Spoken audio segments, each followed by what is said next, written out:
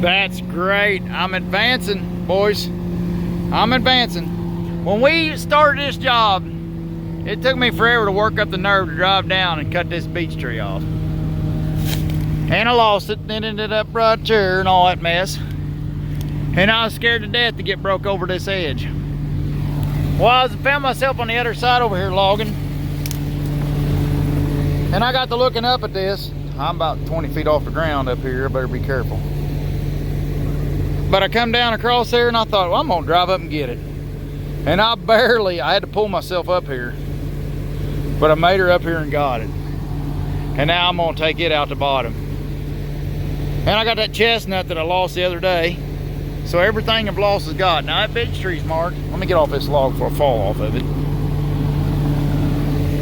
That beech tree there's marked, but I ain't fooling with it. Hell with that damn thing. If I'm gonna get all we got over here, every daggone bit of it, even got against the line over here, man. You get Brutus in this element, I like it. I like it. I got leaks to fix again. But the leaks are getting less and less all the time, and the breakdowns are getting a little less all the time, so I can't be too hard on old Brutus. I crawled up here to get a couple pictures. Of course, I looked at the pictures, and it don't look like nothing. It don't look like Brutus is on nothing.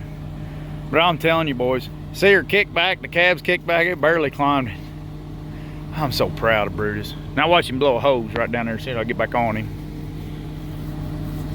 And look at the valley, there's 20 feet underneath that beech tree. Maybe not 20, every bit of 15. From the middle of the beach, from the beach, bottom of the beach down to the just 15 feet, Brutus could drive underneath it. So that tells you what kind of ground that is. You know, it's just right beside him. But it don't matter how you do it. You do it on a phone, the ground looks like crap, or it looks flat anyways, no matter how you do it. But I'm telling you, it's some Harkness bull mess right here. I'd have never thought this thing would have done that. I never thought that I would have been able to do that. So I got my solenoid fixed, and that helped out a bunch. My daggone suspension's busted, my hard hat. Nope. But man, what a job. What a freaking job. But I am slowly, it's ending up just like the Princeton job. In the beginning, I was a big chicken. And by the end of it, I'm ready to crawl all over the daggone thing. You know what I mean? So I seen an opportunity to go back after some trees I left, and I took advantage of it, and it worked out good. If there's anything up there, I'll keep climbing up that Grand Canyon up there and get them.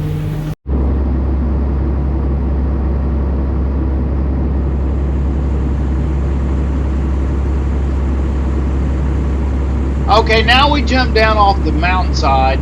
We got down the flat down here, and it got congested. There's not enough room. We've been moving equipment through the area as a big wad, and now we end up on this small landing, and we got too much equipment in one small spot, even though we ain't using half of it.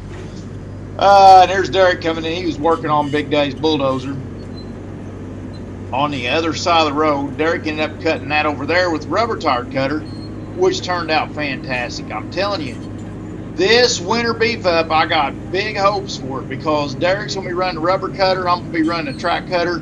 He's gonna be cutting the flats out, which right now I'm cutting a flat out, but it's a sensitive area, and Derek, he says he ain't got his sea legs all the way yet with the other cutter, which Derek will be a way better cutter man than I am when he finally gets through all his learning and get used to it.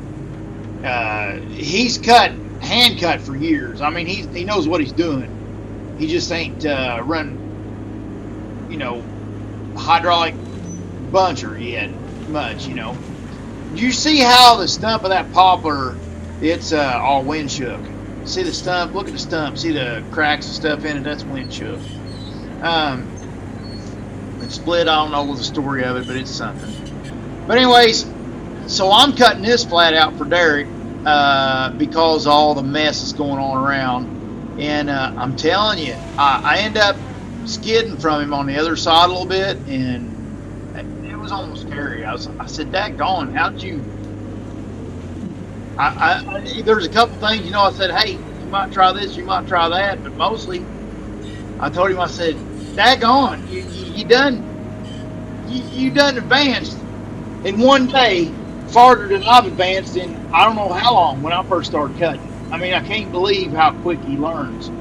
Him and Stevie both. I don't know if I'm a dummy or what, but it seems like these guys advance way quicker than what I do. But anyways, long story short is I feel like this winter is going to be, and I don't know, the mill's sawing so daggone much better now, and they got such a good crew there. It's putting the pressure on us to ante up out here. And I'm just hoping that we can get enough done this fall to get the mill stocked up and ready for winter, and then maybe have to log some this winter more than normal if we can buy the right jobs and get that set up right. You know, we got, I mean, we're starting to stuff the pipeline and do pretty good. There's old boy's house there, which there's some drama coming up. Not on this video, but a couple videos from now, you'll see some pretty good drama coming up. And there's Tiny parked in the way, Whitey parked in the way. Derek's trying to get an injector for Big Daddy's dozer, put Big Daddy's dozer over there. And it's just, and then God, we gotta get some of this stuff out of the way so I can cut this, because this is what's next. This wood is next. And put some limbs out, hard maple. But I've cut about all I could cut without getting some of this stuff out of the way. But it's nice to be on flat ground. I told Derek I can't even walk around. I thought I'm gonna fall over. And we got more steep to cut behind me up there, behind that house up on the hill. We got more steep to cut, but I didn't get the flat worked out. So because Stevie and Junkyard's got to haul the wood that's over here on my side, Stevie and Junkyard's got to haul it over on Tiny.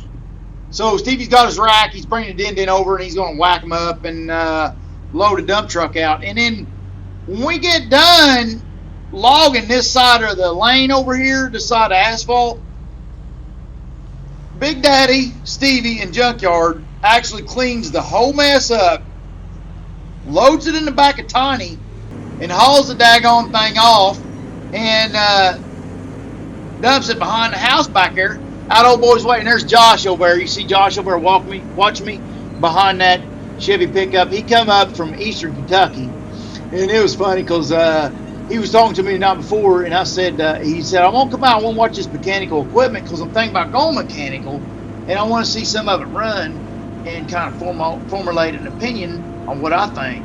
And I said, well, we're logging steep ground, but I said, I don't know if you're from southeastern Kentucky, so I don't think my steep and your steep's probably the same kind of steep. You know, I'm an Indiana boy, and you just have to come up and see for yourself. But I think it's steep.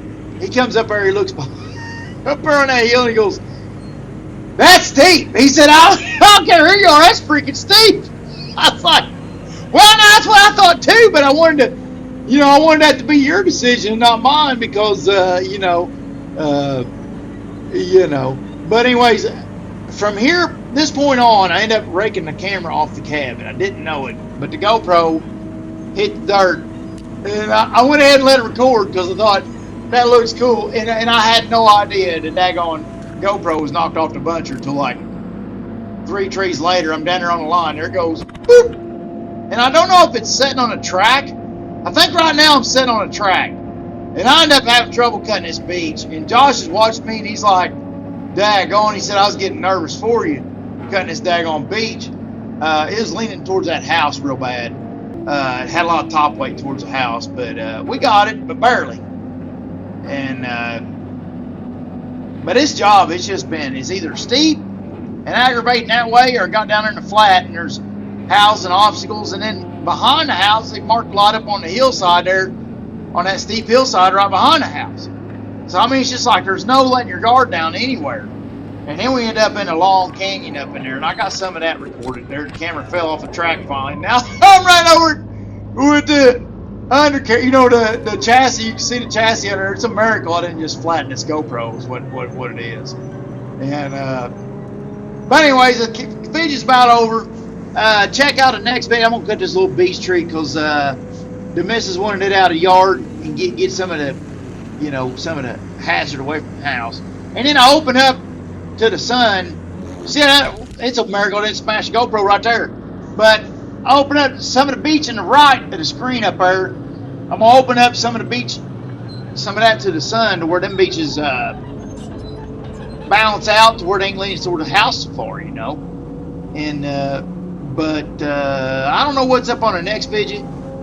I think it's a little hodgepodge of this, that, and the other. But tune back into me on the next video, and I'll let this play out a little bit. And you watch. Just imagine that I don't even know running the Brutus. I don't even have a clue that the GoPro ain't on the top of the cab anymore. I'm just cruising along, not even, you know, up on what's going on. But I hope y'all like it. Leave me comments. Let me know what's up, and more good stuff to come. Later, guys. Everybody be safe. Over and out.